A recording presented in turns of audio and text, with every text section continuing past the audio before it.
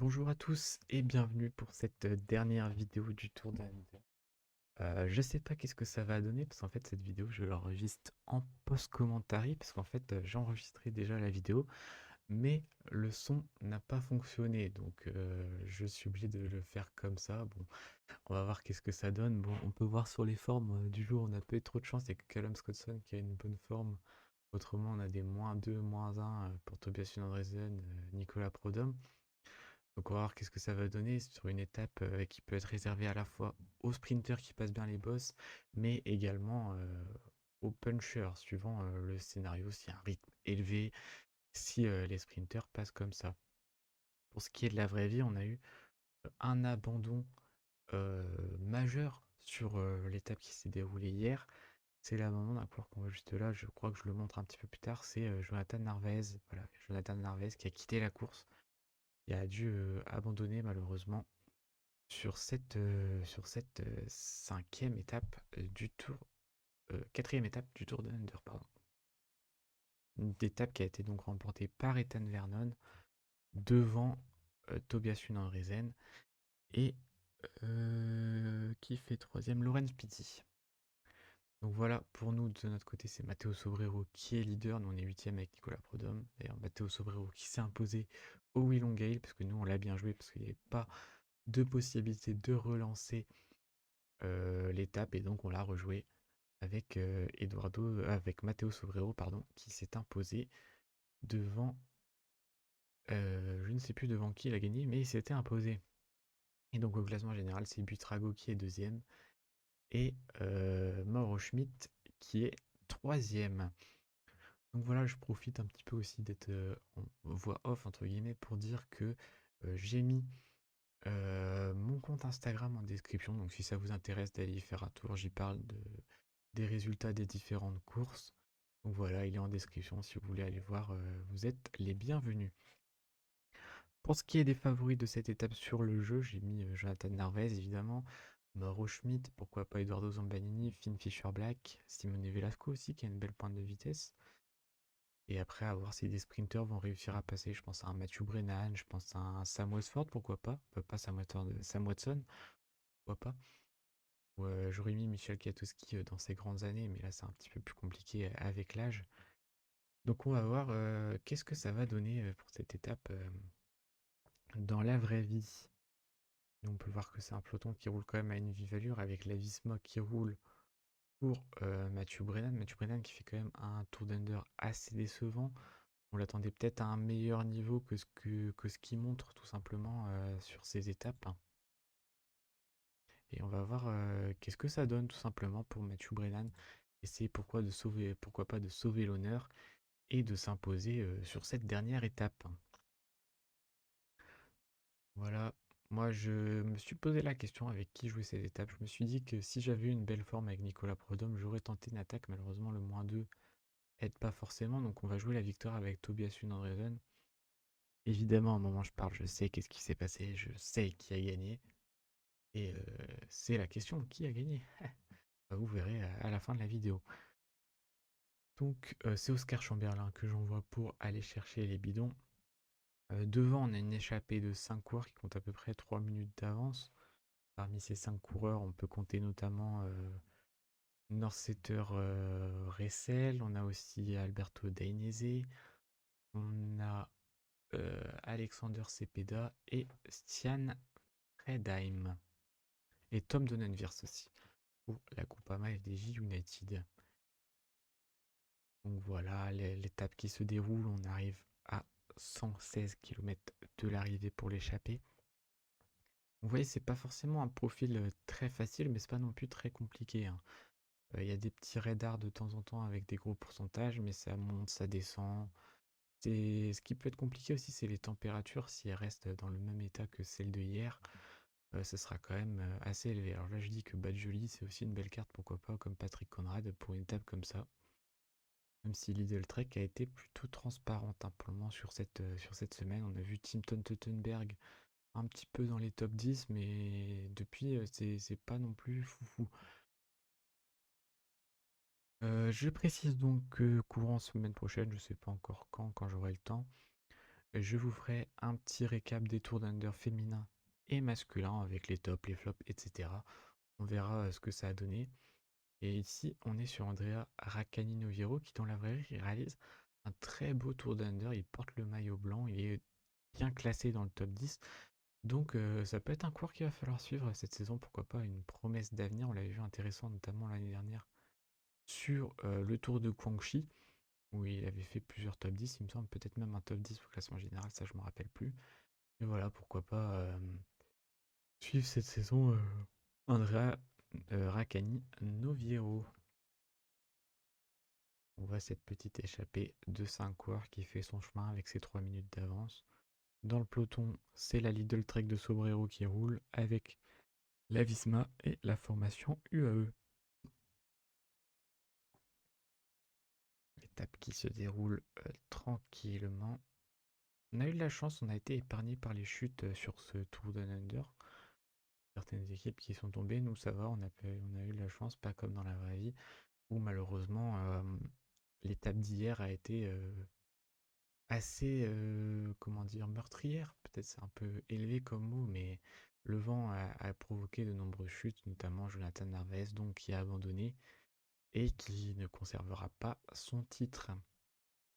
Que la question aurait pu se poser, est-ce que sur cette étape-là, Jevine laisse Jonathan Narvaez essayer de jouer sa carte pour aller récupérer le maillot leader, ou est-ce qu'il le garde précieusement? Excusez-moi pour les petits bâillements. Voilà, notre équipe qui reste bien placée. La question c'est est-ce que Tobias Sundheden va réussir à passer? Parce qu'il a quand même un -1. Donc niveau punch, c'est pas forcément le meilleur de l'équipe. Donc on verra qu'est-ce que ça va donner. Et pour moi, mon équipe qui roule assez tranquillement.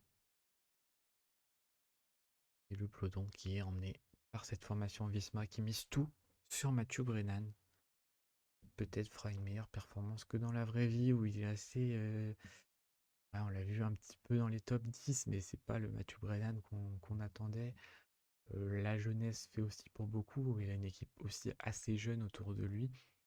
Donc on verra qu'est-ce que ça va donner pour lui sur une étape comme ça, où il peut clairement jouer sa carte, hein. C'est un cours qui passe assez bien les bosses, à voir s'il arrivera bien à s'entourer.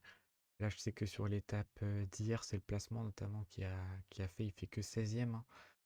Attendez, peut-être un petit peu mieux que lui sur ce Tour d'Under, voilà. Mais bon, il est jeune, c'est, il est encore en apprentissage, même si la saison dernière, il a quand même gagné 12 victoires.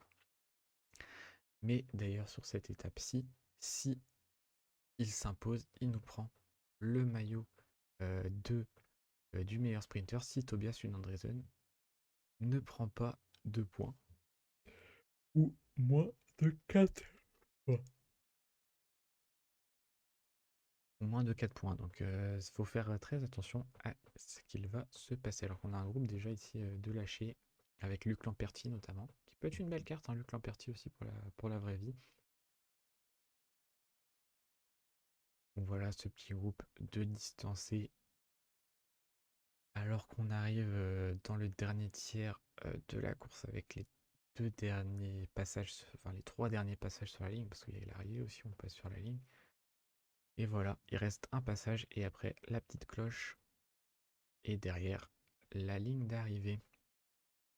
On voit que c'est une montée quand même qui fait un certain nombre de kilométrages et que les pourcentages sont assez irréguliers. Donc c'est 9 km et quelques. Je vois pas. Non, c'est 7 km. 7 km et ça monte, ça descend, il y a des gros pourcentages, ça devient un petit peu plus bas, donc c'est une montée très irrégulière, c'est compliqué de gérer. C'est surtout le final qui est bien difficile. Il ne faudra pas lancer trop tôt. Que la flamme rouge jusqu'à la ligne arrivée, ce sera très long. Alors on a Nicolas Prodhomme qui se replace, accompagné d'Antoine Loth et de Callum Scottson, parce que je me suis posé la question en voyant la forme de Callum Scottson, est-ce que je tenterais pas une attaque dans le final? Malheureusement, vous allez voir avec les tempos des différentes équipes, c'était juste infaisable de placer une attaque dans le final.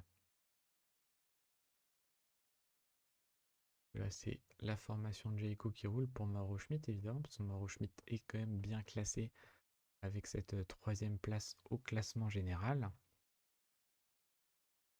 Et on va voir qu'est-ce que ça va donner tout simplement. Le peloton qui enfin, on aperçoit l'échappée, hein, ils sont juste devant, il n'y a plus qu'une quarantaine de secondes. Ça, c'est une question qui peut se poser aussi dans la vraie vie. Est-ce que l'échappée a la possibilité d'aller au bout sur une étape comme ça? On sait que dans le cyclisme actuel, il y a de moins en moins d'échappées qui vont au bout. Est-ce que ici ce sera le cas? C'est une question qui peut se poser, puisqu'on a notamment plusieurs équipes qui ont perdu des coureurs, ce qui fait qu'il y a un peu moins de main-d'œuvre pour travailler. On a des sprinteurs qui ont abandonné. Jack Stewart, je pense à Corsby Strong, qui aurait pu être des belles cartes sur une étape comme ça, et qui malheureusement ne pourront pas jouer leurs cartes. Ils ont abandonné. Maintenant, c'est la formation UAE qui roule pour Jonathan Narvaez, hein, sur le jeu. C'est évidemment lui le favori numéro 1. Non, c'est d'ailleurs la Bora qui roule, hein, c'est pas la formation UAE. Un peu de Movistar aussi. Il joue la carte Nathanael Tesfazion. Alors voilà, vous voyez la loto qui met un tempo infernal. C'est compliqué de rester placé, notamment je pense à Tobias Sundresen qui a du mal à passer les bosses, même s'il a un beau 73 vallons. Mais faut bien rester placé, c'est important. Faut essayer de faire la meilleure place possible. En tout cas, si on a un qui ne faillit pas sur le placement, c'est bien Matteo Sobrero qui reste tout le temps dans l'avant du peloton et qui reste bien parti pour aller chercher sa victoire au classement général devant Santiago Buitrago, pour le moment qui a 16 secondes et qui pourrait pourquoi pas essayer d'attaquer pour lui reprendre du temps à Matteo Sobrero. Donc Tobias Andresen qui se replace, c'est pas mal ça, hein. Ça peut être intéressant de le faire jouer sur une étape comme ça. Et c'est à peu près à ce moment-là que je me suis dit que ouais, on va tenter avec Tobias Andresen parce que quand j'ai vu l'allure du peloton, je me suis dit tenter une attaque avec Callum Scottson, ça va être impossible. On voit Ben O'Connor qui met un tempo de fou parce qu'il a Mauro Schmidt qui est quand même placé troisième. Et là, il se relève d'un coup. Et autrement, bah là, c'est la Red Bull Bora qui roule pour Laurens Pitty ou pour Finn Fisher Black. Finn Fisher Black aussi qui a une belle pointe de vitesse. On l'a vu faire top 10 sur l'étape d'avant-hier. Donc voilà, on voit la Red Bull Boransgrue qui roule. On a la Movistar qui est là pour Tesfacion, la Lotto pour Van Edvelt. Et pardon. Et là, hop, c'est le train avec Tobias Sundresen dans la roue, Nicolas Prodhomme et Callum Scottson dans la roue. On va essayer de se replacer un maximum. C'est compliqué hein, avec l'allure infernale du peloton. Là en plus j'ai Nicolas Prodhomme qui a arrêté d'être en effort curseur. Je ne sais pas pourquoi je remontais pas. Et puis après j'ai compris, je l'ai fait remonter juste ici. Ça va prendre. Et là, je me suis rendu compte. Voilà. Donc là je l'ai mis à 85 pour essayer de remonter ce peloton. La Visma Leaseback qui va placer Mathieu Brennan dans les meilleures conditions. Avec un tempo de folie. La Movistar aussi qui a fait une très belle course en plaçant Tesfacion. On a la Astana de Velasco qui est là aussi. Et là, vous voyez les trains qui commencent à se former pour ces différentes équipes. J'ai fait pause pour changer la place entre Callum Scottson et Tobias Andresen parce que je me suis dit que ça ne servait plus à rien d'essayer de jouer la carte Callum Scottson. Et donc là, j'ai Nicolas Brodhomme qui se sacrifie pour son coéquipier. Il est 8ème du classement général, il n'y a plus grand chose à aller chercher, donc il y va à fond. Là, j'ai lancé Callum Scottson peut-être un petit peu tôt. Et Tobias Sundresen qui passe là parce que les Visma sont à l'arrêt. Il y va, Tobias Sundresen. Il y va pour la victoire, la troisième. Et non, malheureusement, il s'écrase. Et c'est Mathieu Brennan qui s'impose devant lui, Nandresen et Tesfacion. Et Lasco qui fait quatrième. On a Callum Scottson qui prend une 8ème place. Derrière, on a Nicolas Prodhomme qui est un petit peu plus loin. Est-ce que les cassures vont être comptées? Est-ce qu'il va garder sa place au général? Je ne sais pas, ce sera la question.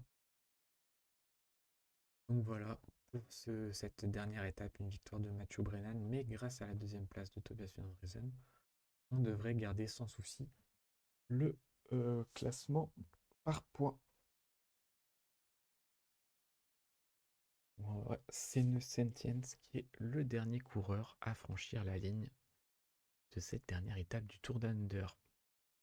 Donc voilà la victoire de Mathieu Brennan au niveau des podiums. C'est une victoire devant évidemment Lune Andresen et Tesfacion. Matteo Sobrero qui remporte le classement général devant Mauro Schmidt et Santiago Buitrago qui ont échangé de place. Il a perdu du temps, ça c'était à Santiago Buitrago. Et nous on a perdu Nicolas Prodhomme qui est sorti du top 10. Malheureusement les cassures vont être comptées. Et donc il n'est plus dans ce top 10. Pascal Encorn qui s'impose sur le classement du meilleur grimpeur devant Alberto Dainese. Classement assez étonnant hein, avec des coureurs plutôt typés sprinter qui s'imposent. Le maillot du classement par points est pour Tobias Andresen devant Mathieu Brennan et Nathanael Tesfacion. Donc voilà, on réalise quand même un beau tour d'under avec Tobias Andresen avec l'équipe. Marco Brenner qui est le maillot blanc, on a Tobias Andresen qui est 6ème. Et la meilleure équipe, c'est UAE Team Emirates. Nous, on est 5ème avec Decathlon CMA CGM. Donc voilà, pour ce tour d'Under, j'espère qu'il vous a plu, j'espère que c'est un concept, enfin c'est pas un concept novateur hein, en soi de faire des previews, mais j'avais envie d'essayer, voir qu'est-ce que ça donne. Donc voilà, j'espère que toutes ces petites vidéos vous auront plu. Là on voit qu'on finit malheureusement 11ème avec Nicolas Prodhomme dans le même temps qu'un Edoardo Zambanini et qu'un Mathieu Brennan, mais malheureusement je déplace. Et la 11ème place, on finit aux portes du top 10, mais il est quand même réussi, hein, parce que la première étape, on fait 10ème avec Pierre Gautra de ce prologue. La première étape, c'est un peu plus compliqué, mais on fait 8ème avec Gudmestad. L'étape d'après, on l'a remportée avec Tobias Andresen. Celle d'après aussi. Le Willonga, c'est Matteo Sobrero qui s'est imposé devant Luc Plapp et Florian Stork. Et la dernière étape, donc on fait deuxième avec Tobias Andresen devant Mathieu Brennan. Donc voilà pour ce petit preview du Tour de Hunter. J'espère que ça vous a plu. Si ça vous a plu, n'hésitez pas à lâcher un petit like, un petit commentaire. Ça fait toujours plaisir. Et puis moi, je vais attendre gentiment que la vidéo se termine pour vous dire à la prochaine, pour essayer d'être dans les temps, c'est quand même mieux. Voilà, là, je me rappelle que je disais ce que je vous ai dit en début de vidéo, c'est que mon compte Instagram est disponible dans la description, donc n'hésitez pas à aller faire un tour, vous y serez les bienvenus. On parle des résultats des courses, on fait des petites revues d'effectifs, avec notamment celle de l'équipe IF Education Hotly qui est sortie hier, mais en tout cas j'espère que tout ça vous a plu, ce petit tour d'honneur. À la prochaine, ciao ciao.